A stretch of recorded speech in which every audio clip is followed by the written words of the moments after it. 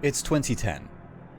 The console race was at its closest call in 15 years, with the Xbox taking lead across the North American market. Online gaming was still finding itself, with the games for Windows platform being rough around the edges and awkward to use. Everyone in your class is playing the latest Modern Warfare, until Black Ops comes out, of course. And as far as we could tell, the world was about to end. Speculation was a sensation across both Xbox and PlayStation on if the future was now or if we were going to have to wait another 10 years. But while more publicised trends wouldn't go anywhere, under all our noses the industry was changing. Old names were being ousted by newcomers, some of which would grow so big that it seems like now they'll never fall from their perch. And one of those faltering titans was Halo. A series that's still going, but whose status doesn't come close to the 2000s. Halo led the Xbox's charge into gaming, became a household name, with Master Chief considered an icon alongside Mario or Sonic. But it wouldn't last forever. I remember as early as 2011, it seemed like your average Joe, someone with a passing interest in games, had forgotten who the big green guy was. It was almost like, despite the news coverage and monumental fanfare, as soon as the doors opened to the midnight launch of Halo 3, its time at the top was over. But to say that then and there was the end of Halo's golden age is a bit of a reach.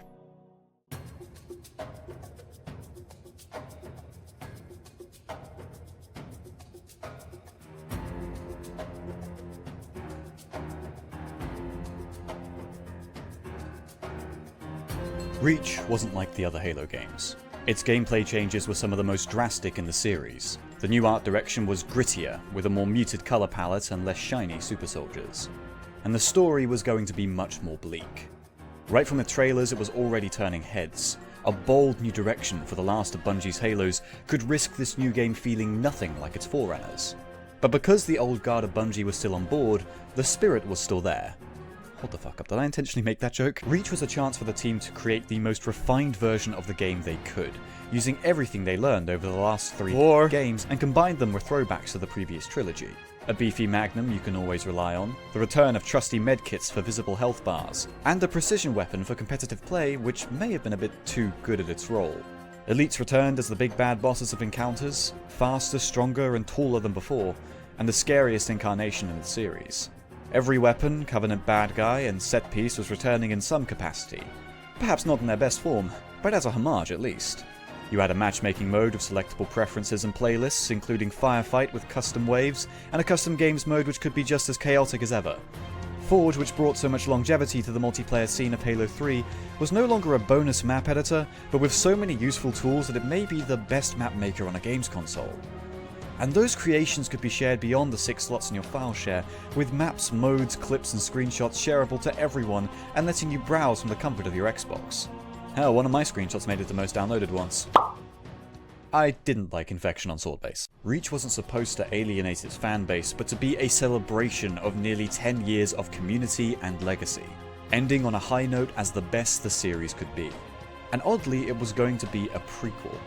Before the Halo rings are discovered, the mystique of the Forerunners, the horrors of the Flood and the hope that humanity could prevail, the Human Covenant War is a dismal fight for survival. And its darkest hour was the fall of Reach.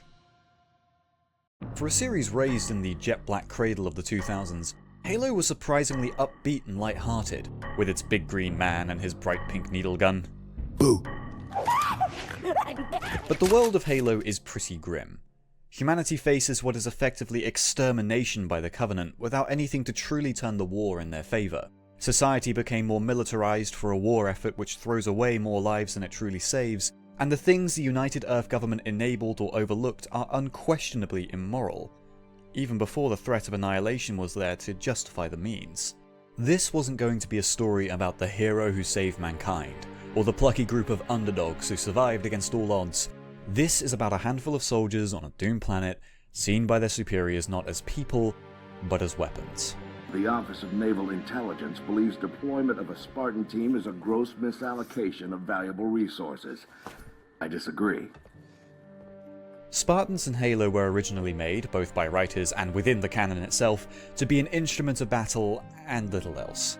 A blank slate for the player, and a wonder weapon for the UNSC. They're taken or persuaded into rigorous training and indoctrination before they've reached an age where they can develop as an individual. I find Spartans compelling as a genuinely tragic case of human beings with their whole lives ahead of them being worn down into a military asset. Their traits and personal skills only considered valuable for their field applications and not a demonstrable sign of what makes them people. In fact, the ingenuity of Noble Team is typically the only thing giving the UNSC a chance during the events of the game. No wonder these are the Spartan 3s that have been kept back for times like this, rather than thrown at a bigger problem as a disposable solution. But by Reach, the odds are overwhelmingly against Noble Team. The situation gets more and more hopeless, and when the best and brightest of Nobles start to go, they can only buy time for humanity to save something amidst the slaughter. Every other game ends with an exciting escape from Armageddon, or a triumphant continuation of the fight against the Covenant. Or both. But Noble Team go down with the ship. We root for them, but from the beginning, we know the end. As soon as the credits are over and you see Noble 6 in a nameless, battle-scarred town, no one wants to admit that it's all over for them. But it is. For the first time in a Halo game, the little objective pop-up that you did nothing more than glance at over the rest of the game is not something you're expected to fulfill. And it might be the only time anyone has remembered one of these pop-ups too. The futile struggle against the endless horde, and the serenity of the planet recovering from the glassing, resonated with a lot of people for reasons that are likely deeply personal to every individual player. I have mine too, which I want to talk about by this video's end.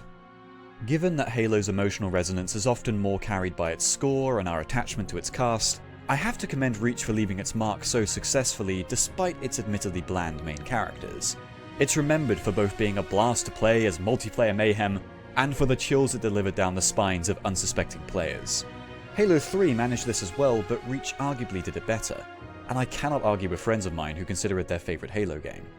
To some, Reach was the swan song of the Halo series. To others, a grim portent of what the games would become. Its flirtations with chopper gunning, loadouts, the 100-meter sprint, a guy whose entire personality is having a skull instead of a face, could be seen as chasing trends, but in a way signals a passing of the torch to a rival Reach deeply respects, a worthy successor in the multiplayer first-person shooter space. Who would immediately fuck it up, but Reach was Bungie's last Halo game, but as a prequel, the first in their continuity, the best of their work, or perhaps to some, the worst. Alpha and Omega, beginning and end. From how it's talked about, Bungie may have wished they could have had more control over their IP than they really had.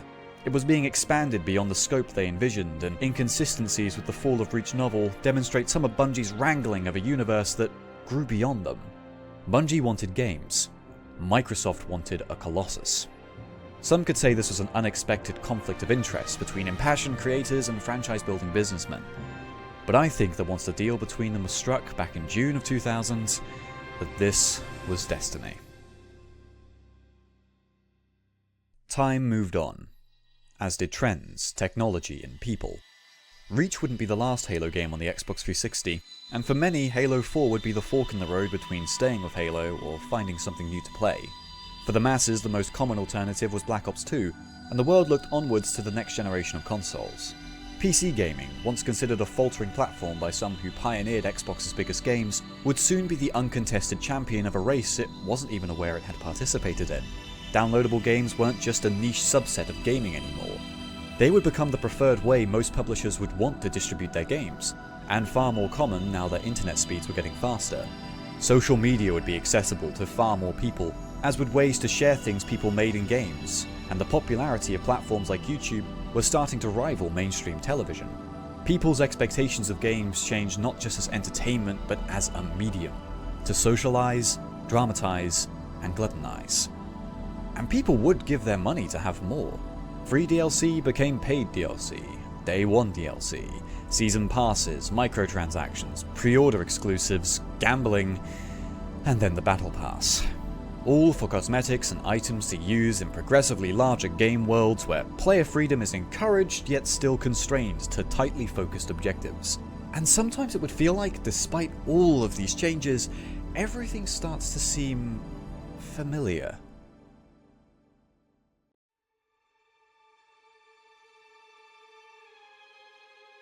It's 2020. The Xbox is flagging far behind its competitors, and it wasn't even close. Online gaming had found its new comfort zone with live services, Windows conceding to the monolith that is Steam long ago. Everyone in the workplace is playing the latest Modern Warfare, until Black Ops comes out, of course. And as far as we could tell, the world was about to end. It's far easier to be cynical about whatever the future is supposed to be now.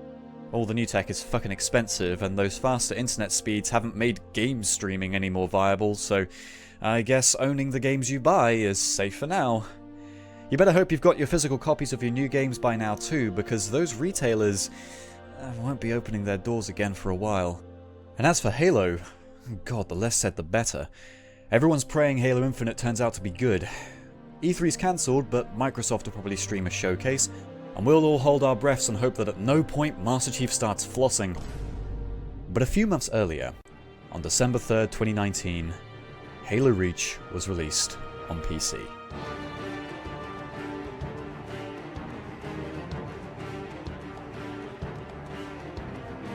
It's a little weird to think that something called the Master Chief Collection would debut on PC with a game that doesn't have Master Chief in it.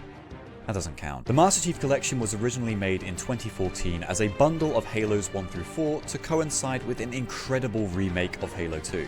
It was a fantastic idea, and it launched like shit. And it remained almost unplayable for years, but it was eventually patched just in time for Xbox to start cross-releasing all of their new games with PC. And this meant that the 360 titles could finally be played on computers. Officially, anyway. And with Reach here now, people like me who haven't bought an Xbox since 2009 can once again spawn on Forge World and get hit in the face by a Wraith going at Mach 2. But it wasn't going to be exactly the same game. The Master Chief Collection had its own launcher for all the games, a way to compile everything into an easy-to-use, unifying interface with the added benefit that you could search for online matches from any game.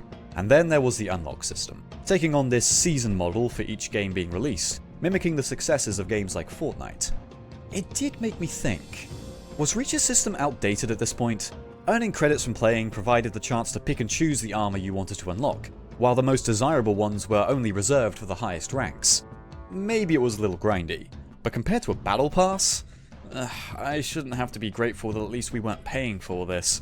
To its credit, it was nice seeing cosmetics that no one ever bought get some use, because we were all saving up for something better, but I still had to wait a long time to put together my old set.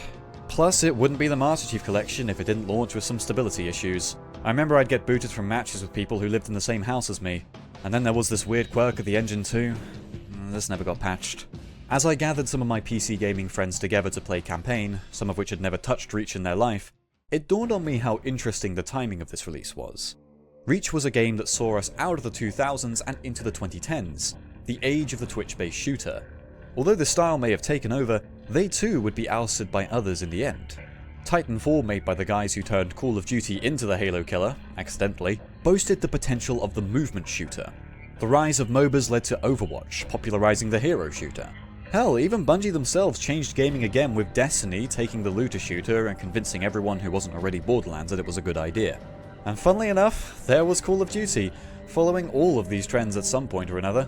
Hell, they were just about to rip off Battle Royales and call it the same name Halo 5 called its open world, microtransactionable game mode, Warzone. In many ways, the best part about the re-release was just getting to play a multiplayer first-person shooter again, without any class roles, movement mechanics, or big gimmicks to worry about.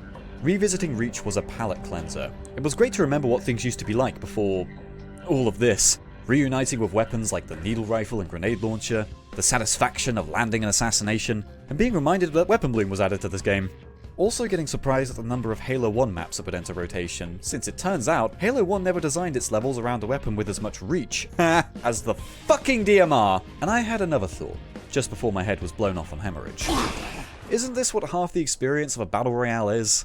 The open level design in campaign and multiplayer, scavenging better weapons across the map, giving vehicles the space they need to be as much fun as they deserve to be, and snagging them before some other dumbass drives it off a cliff. The win condition may otherwise dictate how those games play, but I see some of Halo's principles in there. So, what am I trying to say? Did things never change? Did the quality of shooters plateau with Halo then? Has it never gotten better than this?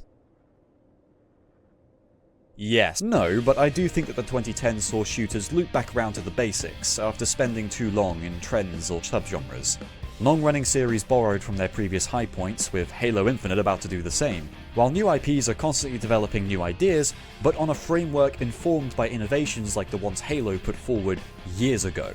It's just nice to see that some things are still the same despite a decade of change, and what Reach has pioneered made it really easy to return to. One of the things it did, which isn't really relevant anymore, was to implement features to grow and support its community. Forge mode for custom maps, theatre for anything from funny screenshots to frag montages to full-blown machinimas, all could be added to the file share and shared among all the other players in the game. Even when Forge and Theatre wasn't at the PC version on launch, a slew of classic community maps had been preserved from the final days of the 360's file shares, letting people still make old-school custom game lobbies with some of the coolest and wackiest creations that Forge World would allow. The old community browser would have been pretty redundant these days, with social media and just about every platform having a capture button, but the fact that there was one at all in 2010 was one of the best moves that Bungie made back then. They had every intention to let players continue the lifespan of the game with creative tools and avenues to share them with, which is something so many PC games with extensive modding tools had enjoyed for decades. Halo Reach was a game of community. It encouraged its players to mingle and had matchmaking options to help you find lobbies where you'd have the most fun with other players. These times spent with other people, strangers turned regulars on Xbox Live party chats, defined so many memories of Reach for me, and was the first time I had made friends on an online space. Some of which I may never get to speak to again.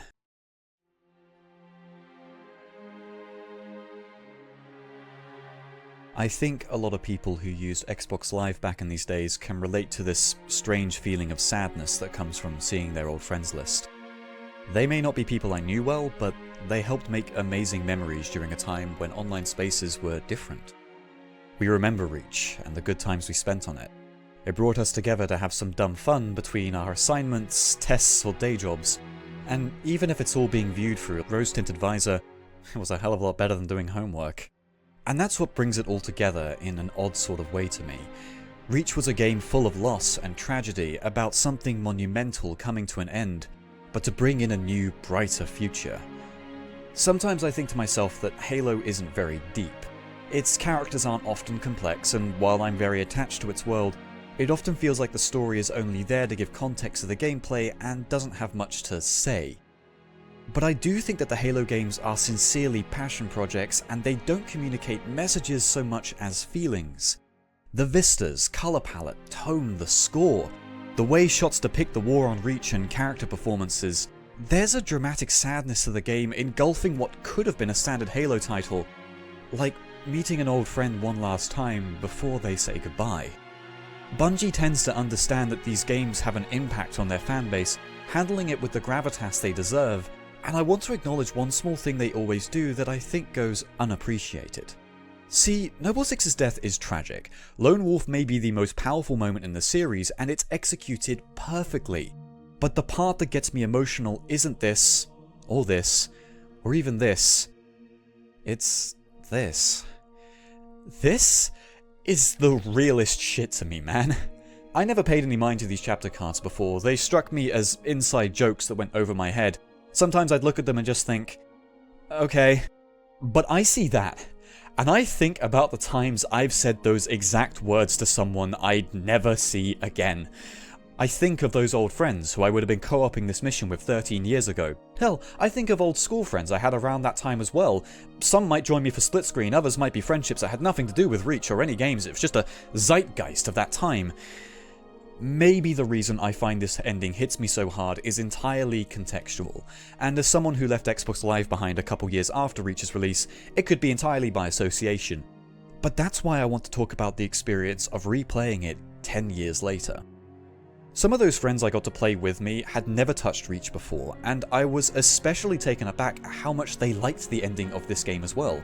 It seemed to resonate with them too as a rather striking ending to an otherwise fun and competent game. Bearing in mind, most were primarily PC players who would have considered Halo the Antichrist when I first met them. But they had fun with Reach, and we made many more memories as a result of playing it. And I'll be damned, bonding with people over this game was just as much fun the second time round.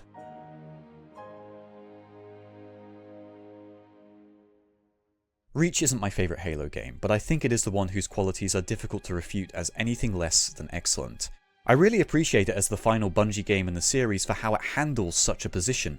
Arguably, it's the last hurrah for the whole series, trying to set an example for the games of the rest of the decade to follow.